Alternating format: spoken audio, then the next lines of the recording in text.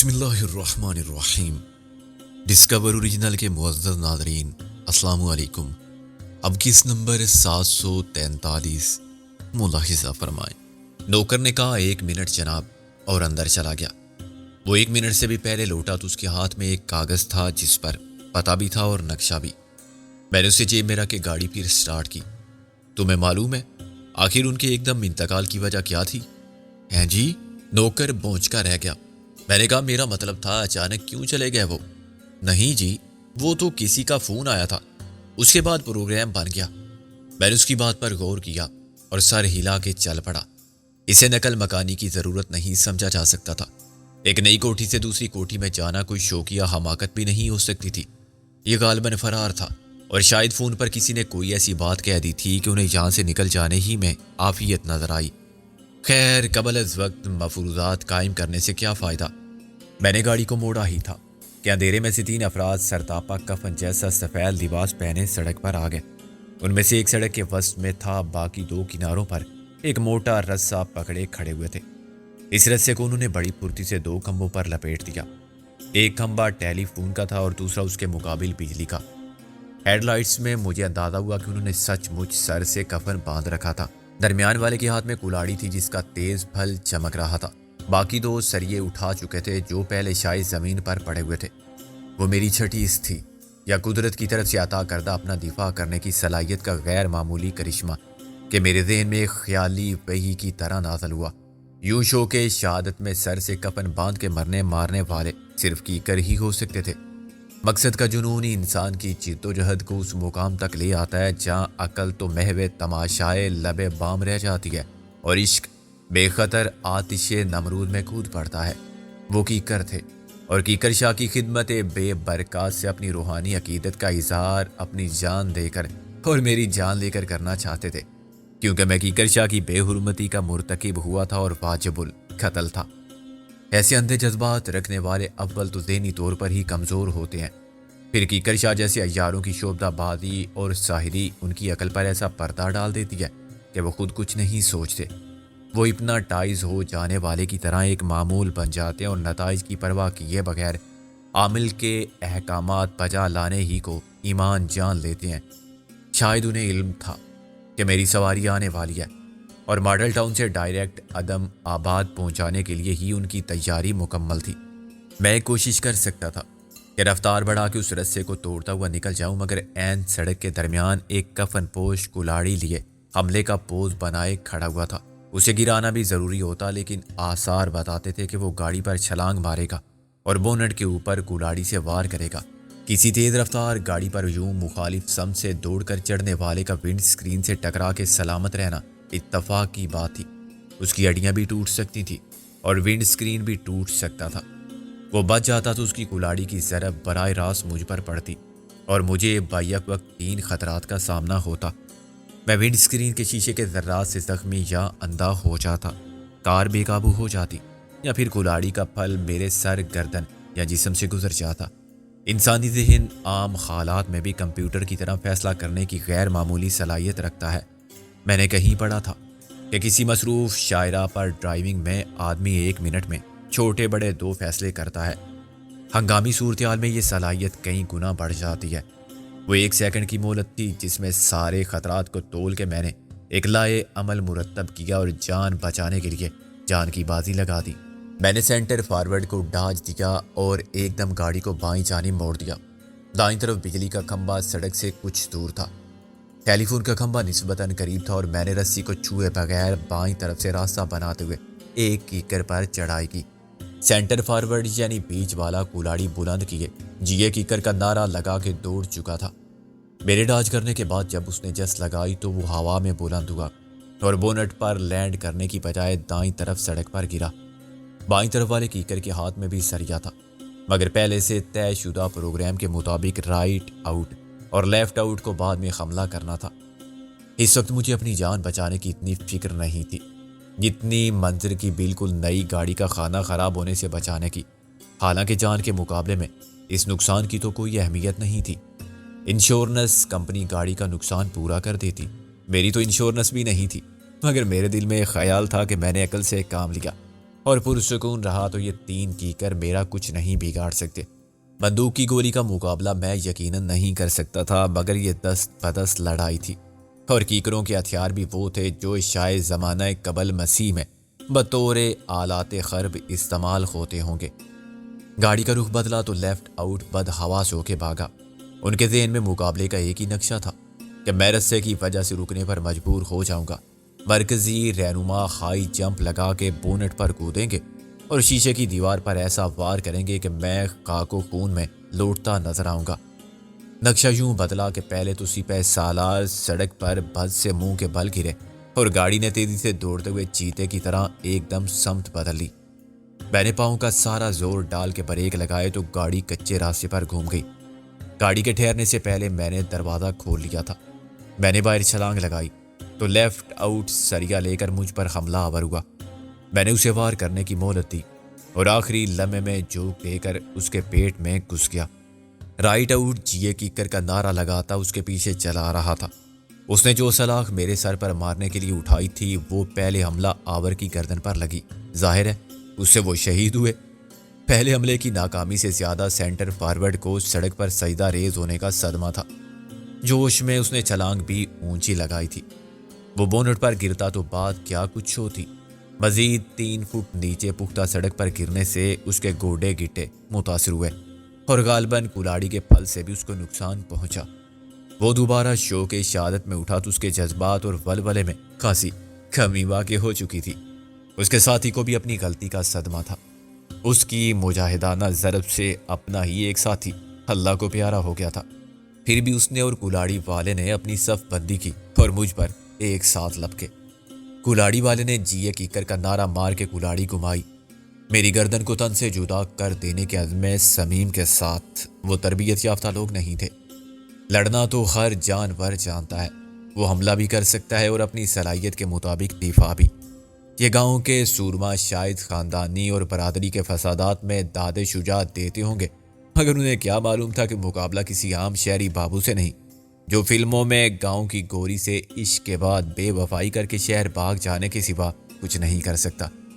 میں نے پہلے سریا بردار شخص کو شہید ہونے کا موقع دیا۔ وہ سریا گھما کے آگے بڑھا تو میں ایک دم لیٹ گیا اور پھر اٹھ کھڑا ہوا۔ سریا ہوا میں گھوما تو زور میں وہ بھی تھوڑا سا گھوما۔ کلاڑی والا اس کے ساتھ ہی تھا۔ وہ بال بچا مگر مجھ سے ٹھوکر کھا کے پھر زمین پر منہ کے بل گر گیا۔ اب میں نے سریے والے کو ٹانگ پکڑ کے کھینچ لیا۔ اس کا سر زمین پر لگا ہی تھا کہ میں نے اسے اٹھا لیا اور ایک چکر دیا۔ کلاڑی والا پھر اٹھا ہی تھا کہ دائرے میں گردش کرتا ہوا کیکر اس سے ٹکرایا اور ایک غالبا کے وہ تیسری بار چت ہوا۔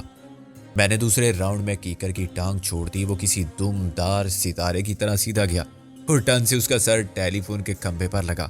کھمبا متاثر نہیں ہوا، وہ وہیں گر گیا۔ 2/3 فوج ختم ہو جانے کے بعد سپاہی سالار میدان میں تنہا رہ گیا تھا، مگر پسپائی اس کا مقصد کبھی نہ تھا۔ مجھے قتل کرنے کی سعادت یا شہادت، یہی اس کی دلی تمنا تھی۔ چنانچہ وہ تیسری بار فرش خاک سے اٹھا اور کلاڑی اٹھا کے میرے سامنے آیا۔ اس کی کلاڑی کا پھل اتنا تیز تھا اور اس کی شفاف چمک اتنی خون آشام تھی کہ میں ذرا بھی غلطی کرتا تو 2 ٹکڑے ہو جاتا۔ میں نے سریا اٹھا لیا اور لاٹھی کی طرح گھمایا۔ کلاڑی اسے ٹکرائی۔ مجھے اندازہ نہیں ہوا کہ سوار کے پیچھے کتنی قوت تھی۔ میرا ہاتھ جنجنا گیا اور سریا میری گرفت سے نکل گیا۔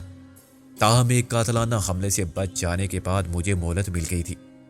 میں جس لگا کے کار کے پاس پہنچ گیا۔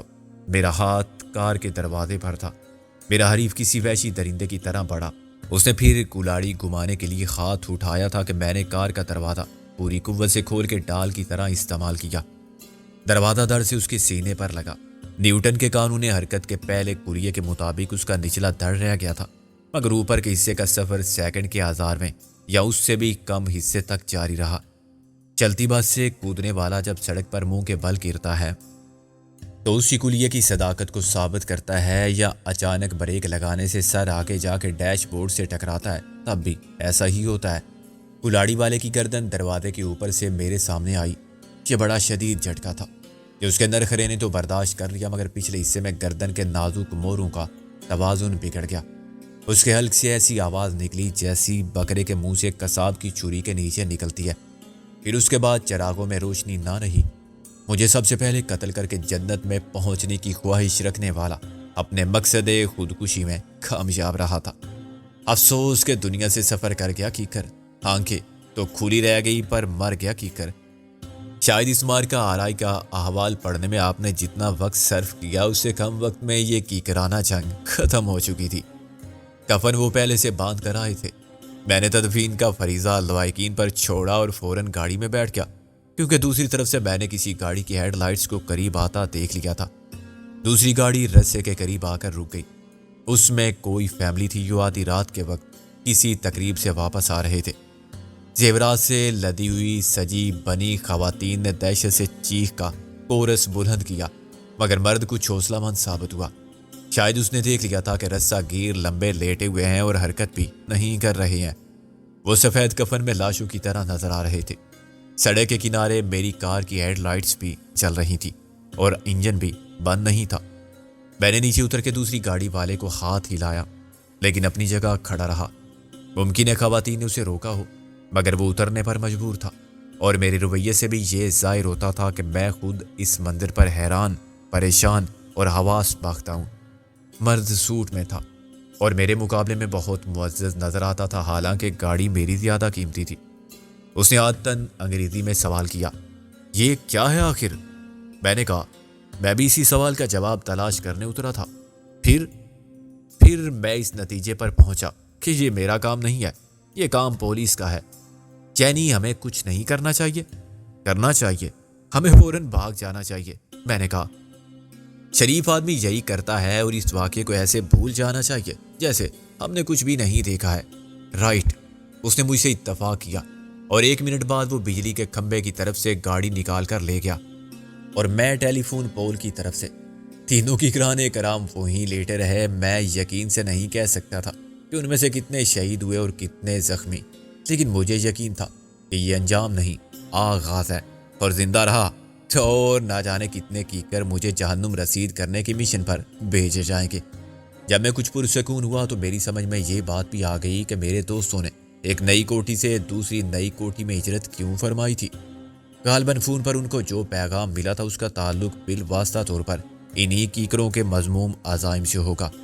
منظر کے گھر سے روانہ ہوتے وقت میں بہت خوشگوار موڈ میں تھا، اور میرے تصور میں مدت کے بعد محفل یاراں کی ایک دلدار شب تھی، کچھ کہنے اور اسے زیادہ سننے کی رات، محبت کے شکوے، پرخلوص گالیوں کے لطف کی رات، بچھڑ کے ملنے کی خوشی میں جاگنے کی اور پھر نہ بچھڑنے کی دعاؤں میں گزرنے والی رات، بچھڑ کے ملنے کی خوشی میں جاگنے کی اور پھر نہ بچھڑنے کی دعاؤں میں گزرنے والی رات، رفاقتوں پر ناز، تجدید عہد وفا کی رات۔ میں کسی شکاری کے دام اجل کے بارے میں سوچ بھی نہیں رہا تھا اور کسی مقابلے کے لیے تیار بھی نہ تھا۔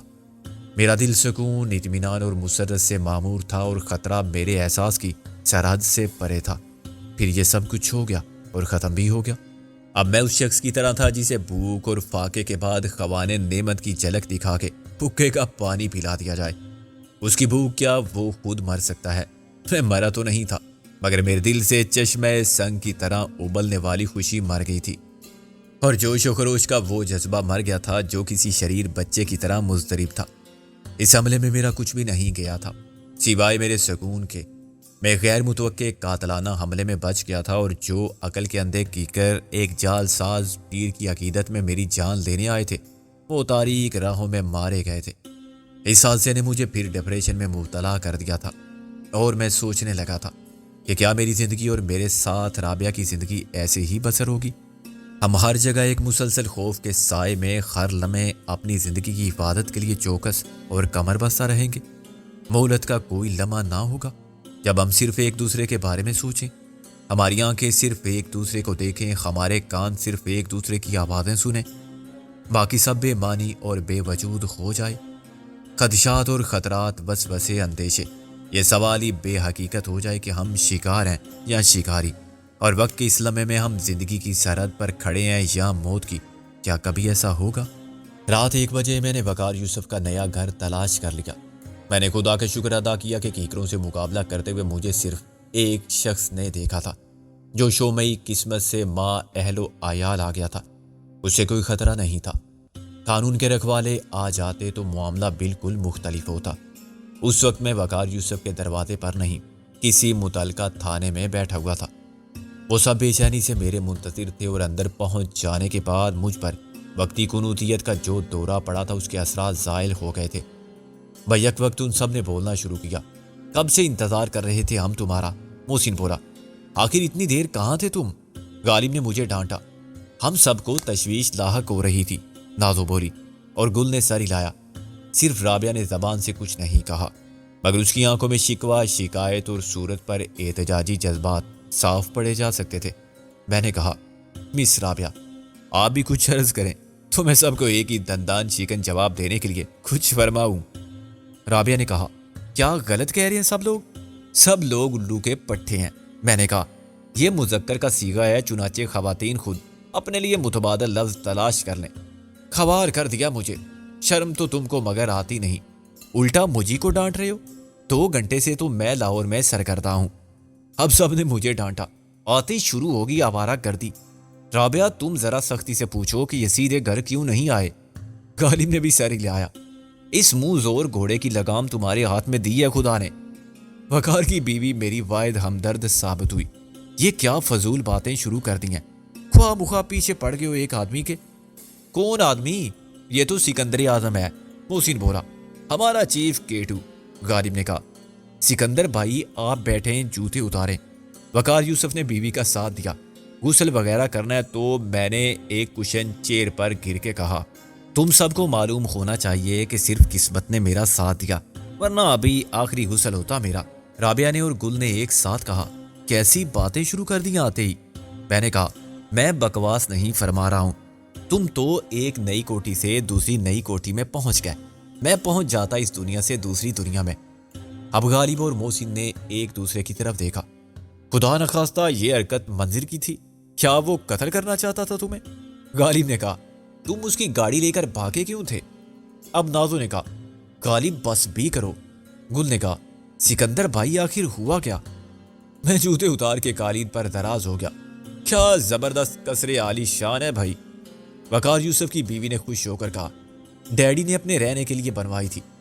نئی کوٹھی کا وسیع ڈرائنگ روم اتنا ہی پرشوکت اور شاندار تھا جتنا ایک کارٹن کنگ یا آئل کنگ کی کوٹھی کا ہو سکتا تھا، مگر اس کا مالک اس مملکت خدا داد جمہوریہ اسلامیہ پاکستان پر حکومت کرنے والی بیوروکریسی کا ایک کنگ تھا، جو اس ملک کی سیاست پر، تجارت پر، ملک کے عوام کی قسمت پر، ان کے حال اور مستقبل پر حاوی اور مسلط تھے، جو بظاہر تمام فیصلے ملک و ملت کے مفاد میں کرنے کا ڈول پیٹتے تھے یا پٹواتے تھے، مگر در حقیقت وہ صرف اپنے مفادات کے لیے اس ملک کے وسائل کو ایک بے رحمانہ خودگردی کے ساتھ استعمال کرتے تھے۔ اس ملک کے وسائل سے انہیں کوئی دلچسپی نہ تھی۔ وہ انگریز کے دور حکومت کے پروردہ، انہی کے استحصالی ذہنیت کے مالک لوگ تھے، جن کے لیے آزادی پروانہ حاکمیت ثابت ہوئی تھی۔ گورے صاحب کے جانشین کالے صاحب کے آ جانے سے عوام کو کچھ خوش آئندہ خواب اور کچھ دلکش نعرے ہی ملے تھے، جن کے سہارے وہ آج تک علامہ اقبال کے فرمودے پر عقیدت مندی سے عمل پیرا تھے۔ میں نے قالین پر لیٹ کر چھت سے آویزاں فانوسوں کو دیکھا، جو کرسٹل کے تھے اور چیکو سلواکیہ سے برآمد کیے گئے ہوں گے۔ ایران کا شانی قالین، ڈیکوریشن پیس، صوفے، پردے سب امپورٹڈ تھے۔ باہر کی تعلیم یافتہ اور مغربی تہذیب کے نمائندہ و علمدار اعلیٰ افسران دیسی چیزوں کا استعمال اپنے اسٹیٹس کے خلاف اور باعث شرم سمجھتے تھے۔ ملک و قوم کے مفادات کے بدلے وہ سب کچھ حاصل کر رہے تھے۔ وقار کی بیوی کا خیال تھا کہ میں اس کے ڈیڈی کی نئی کوٹھی کو تعریفی نظروں سے دیکھ رہا ہوں، چنانچہ وہ مجھے تفصیل سے بتانے پر آمادہ تھی کہ کون سی چیز کہاں کی ہے اور کتنی مالیت کی ہے۔ میرے خیالات اس کے برعکس تھے۔ اگر وہ جان لیتی کہ میں اس کے توپ ڈیڈی کے بارے میں کیا سوچ رہا ہوں تو یقیناً اس کی بڑی دل شکنی ہوتی۔ بالآخر وقار نے اسے ڈانٹا، ارے بابا بس کرو، یہ ٹھیک ہے کہ تمہارے ڈیڈی بہت بڑے افسر ہیں وزارت خارجہ و داخلہ کے، اس محل کے آگے بکنگم پیلس سیچ ہے، مگر یہ کون سا موقع ہے؟ سکندر نے پوچھا تھا تو میں بتا رہی تھی، وہ خفا ہو کے بولی۔ پھر بتا دینا، زندگی پڑی ہے، وقار نے کہا۔ جا کے اپنے ملازموں سے کہو چائے کافی کا بندوبست کریں۔ ابھی ملازم کوئی نہیں ہے یہاں، میں لاتی ہوں۔ وہ واک آؤٹ کر گئی۔ میں نے کہا، تمہارے فادر ان لا کے پاس پہلے رہنے کے لیے جگہ نہیں تھی؟ کتنے افسوس کا مقام ہے۔ وقار یوسف میرے طنز کو سمجھ گیا۔ سرکاری کوٹھی میں رہتے تھے نا، ایک کوٹھی بنائی تھی، وہ کسی سفارت خانے کو کرائے پر اٹھا رکھی ہے، اور جتنا کرایہ وہ دیتے ہیں یہاں کون دے گا؟ یہاں وہ ریٹائرمنٹ کے بعد رہیں گے، ورنہ اسے بھی کسی سفیر یا کونسلیٹ کو دے کر خود سدھار جائیں گے امریکہ۔ میں نے کہا وہ کوٹھی بھی نہیں تھی جہاں تم اب رہتے ہو، وہ خود میں نے بنوائی ہے اپنی کمائی سے۔ وقار یوسف بولا۔ آدھی رات کو وہاں سے فرار ہونے کا مقصد کیا تھا آخر؟ وہ کس کا فون تھا اور کس نے کیا تھا جس کے بعد تم سب نے انتقال فرمایا؟ پہلے تو کسی نے وقار کی ساس کو فون کیا کہ بیگم صاحبہ آپ کی نئی کوٹھی میں کچھ لوگ گھسے ہیں، مشکوک قسم کے۔ کوٹھی ابھی بن کے مکمل ہوئی ہے لیکن پوری طرح نہیں ہے۔ کہ پوری طرح نہیں ہے؟ سبحان اللہ، میں نے کہا اندر کی ڈیکوریشن اور بہت سا فضول کام باقی ہے، ابھی یہاں رہنے کے لیے کوئی نہیں آیا۔ ایک چوکیدار ہے، وہ گھوڑے بیچ کے سوتا ہے کیونکہ ابھی چوری کا اندیشہ نہیں ہے۔ فرنیچر، فریج، AC وغیرہ کوئی نہیں چورا تھا۔ بیگم صاحبہ نے اسے فون کیا تو گھنٹی بجتی رہی، پھر انہوں نے بیٹی کو حکم دیا کہ میں جا کے دیکھوں، اور میری بیوی نے حکم پاس کر دیا میری طرف۔ یہ ٹھہرا زن مرید، محسن بولا، غالب کی طرح۔ قسمت والے ہوتے ہیں زن مرید، غالب نے کہا۔ تاریخ میں ان کا نام سنہرے حرفوں سے لکھا جاتا ہے۔ تاج محل بنانے والا شاہ جہاں بھی زن مرید تھا۔ بادشاہ تو زن مرید ہو کے بھی بادشاہ ہی رہتا ہے، تم حکم کے غلام چہنی جوکر۔ میں نے کہا آخر تمہاری ساس صاحبہ نے تمہارے سسر صاحب کو کیوں نہیں بھیجا؟ کیسی باتیں کرتے ہو، وہ اتنے بڑے آدمی ہیں، محسن بولا۔ اتنے چھوٹے کام چھوٹے آدمی کرتے ہیں، غالب نے تائید کی۔ اتنے قیمتی مجازی خدا کو ضائع کرنے کا رزق کون لیتا ہے؟ اس عمر میں پھر کہاں ملے گا؟ اس جیسے داماد تو ایک ڈھونڈو 1000 ملتے ہیں۔ وقار یوسف مسکرایا۔ دراصل وہ بیمار ہے۔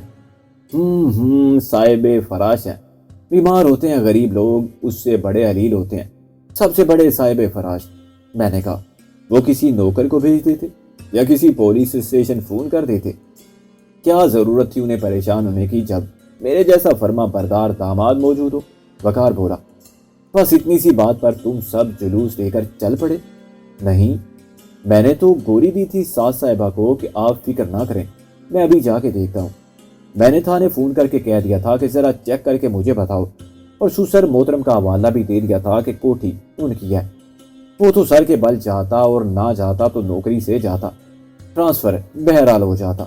لیکن بعد میں ایک فون کسی نے میرے گھر کیا کہ کیا سکندر پہنچ گیا؟ میں نے ریسیور محسن کو پکڑا دیا۔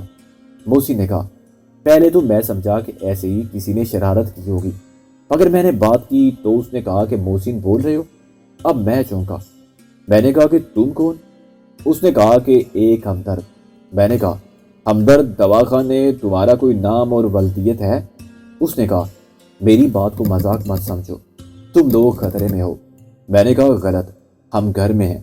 وہ کہنے لگا وقار یوسف کے گھر میں ہونا، غالب بھی وہی ہے، اور باقی سب کو تم ابھی لے کر آئے ہو، محسن اور گل کو، نازو اور رابعہ کو۔ اس نے تو گاڑی کا نمبر بھی بتا دیا، اور یہ بھی کہ سکندر تمہارے ساتھ نہیں آیا ہے۔ میں نے کہا آخر تم کون ہو؟ اس نے پھر وہی کہا کہ تمہارا ہمدرد۔ میں نے کہا ہمدرد صاحب خطرہ کیا ہے اور کس سے ہے؟ اس نے کہا خطرہ تمہیں ہے، تم سب کو۔ تمہارے دشمن کون ہیں یہ تم جانتے ہو۔ میں نے کہا اوکے، تو پھر کیا کرنا چاہیے ہمیں؟ رونا دھونا کریں یا دشمنوں پر کالا جادو؟ وہ کہنے لگا میرا مشورہ ہے کہ آج رات کے لیے یہاں سے چلے جاؤ، کہیں بھی چلے جاؤ۔ میں نے کہا اس وقت تمہیں یہ خیال نہیں آیا کہ کہیں وقار کی ساس صاحبہ کو فون کرنے والا بھی یہی شخص تو نہیں تھا؟ خیال تو آیا تھا، مگر اس نے کہا تھا کہ کہیں بھی چلے جاؤ۔ وہی بندہ ہوتا تو ہمیں نئی کوٹھی میں رات گزارنے کا مشورہ دیتا، اسے اندازہ ہوگا کہ تم وہیں جاؤ گے۔ ہم کہیں نہ جاتے، اور جاتے تو رابعہ کا گھر تھا جو اب چاندنی بیگم کی ملکیت نہیں رہا، منظر نے اس کا قبضہ حاصل کر لیا ہے۔ منظر کا گھر تھا اور ہوٹل بہت تھے، مگر یہ تو بڑی بے وقوفی کی بات ہوتی اگر ہم ایک ٹیلی فون کال پر گھر چھوڑ کے نکل جاتے، محسن نے کہا۔ اس شخص نے فون بند کر دیا تو خواتین نروس ہو گئیں۔ وقار کی بیوی تو خیر ہے ہی ڈرپوک، شوہر تک سے ڈرتی ہے۔ وقار کی بیوی اسی وقت ٹرالی کو دھکیلتی اندر آئی تھی۔ لال بیگ اور چھپکلی سے ضرور ڈرتی ہوں میں، مگر یہ کوئی ڈرنے والی چیز ہے؟ غالب نے کہا لعنت تم پر یار وقار یوسف، ایک لال بیگ اور چھپکلی سے بھی گئے گزرے ہو تم؟ वकार यूसुफ ने कहा, इसका मतलब है कि मैं कोई डरावनी चीज नहीं हूं, बहुत प्यारी चीज हूं, प्यार करने के काबिल। क्यों डार्लिंग? डार्लिंग मुस्कुराने पर मजबूर होगी। खुद आईना देख लो, मुझसे क्या पूछती हो? मोसी ने कहा, जनाब ये दूसरी चीजें भी कौन सी बहादुर हैं। राबिया का रंग लाल पीला पड़ गया। गुल की आंखें पथरा गई थी, नाजों पर गशी के दौरे पड़ रहे थे। झूठ कम बोलो, गुल ने कहा। ओके, मेरी बात में 50% झूठ समझ लो, लेकिन डरी थी तुम सब या नहीं? मोसी ने कहा, डरने की तो बात थी। जो एक एक का नाम लेकर बात कर रहा था उसकी बात को मजाक समझ के टाला नहीं जा सकता था। राबिया ने कहा, ये सब हिजरत की तहरीक पेश कर चुकी थी, लेकिन हमने मुस्तरद कर दी कि ऐसी की तैसी हमदर्द साहब की। निमट लेंगे खतरे से भी। खतरा तो हमारी जेब में रहता है, यहाँ रहें तो क्या और यहाँ से चले जाएं तो क्या। इतनी देर में थाने से फोन आ गया कि सर वहां से 4 बंदे पकड़े हैं। चौकीदार कहता है कि उसे मालूम नहीं कि कौन है। वो कहते हैं कि उन्होंने चौकीदार को रात गुजारने के लिए 100 रुपए दिए थे। उन्हें सुबह की ट्रेन से कराची जाना था और किसी होटल में जगह नहीं मिली थी। चौकीदार खुद उन्हें लाया था और शायद वो हर रात 2-4 मुसाफिर ठहरा लेता है वहां। मैंने कहा कि इन्हें रोक के रखो और अच्छी तरह तफ्तीश करो। आज रात सुबह मैं पूछ लूंगा। वो सचमुच मुसाफिर हों तो उन्हें जाने देना, मगर चौकीदार को मत छोड़ना।